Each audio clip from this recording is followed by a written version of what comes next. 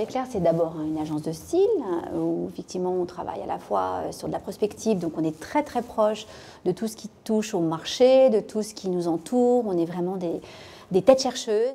On ne fait pas des tendances comme ça par hasard, on ne fait pas non plus des tendances personnalisées pour les clients d'une manière subjective. Tout est assez réfléchi, pensé et on étudie la concurrence. Enfin, il y a vraiment un travail de fond qui est fait.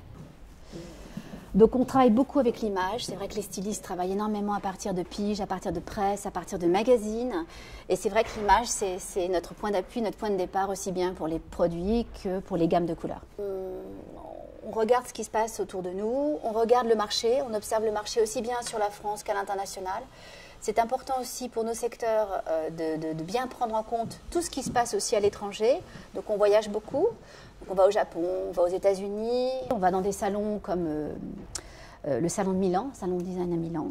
Et c'est intéressant de voir ce qui se passe au niveau de l'architecture, des matériaux, enfin tout ce qui va donner, qui va nourrir et qui va nous faire un peu d'innovation, apporter d'innovation sur tout ce qui est mobilier pour enfants ou autre chose.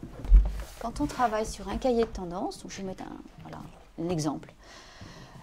Quand on démarre ces cahiers-là, donc il y a d'abord une première réunion qui est faite avec des stylistes de l'enfant expertes. Chacune apporte un peu de l'eau au moulin, va apporter un peu sa connaissance, son dernier voyage, les expos qu'elle a faites, les bouquins qu'elle a achetés. On partage ensemble toutes ces données.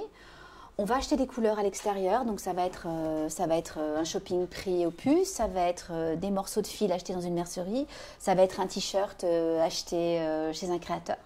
On pose tout ça sur des boards et on essaye de construire des histoires fortes qui correspondent vraiment à des grands courants qui vont nourrir notre secteur.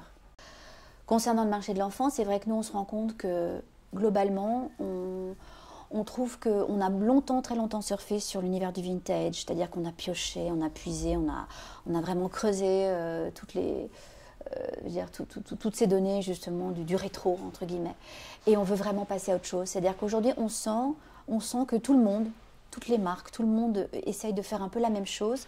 Et du coup, les marques perdent leur ADN et perdent leur identité. Et aussi, c'est qu'à force de faire tout le monde de faire un peu la même chose, on se rend compte que ça perd un peu on perd de la personnalité sur les collections.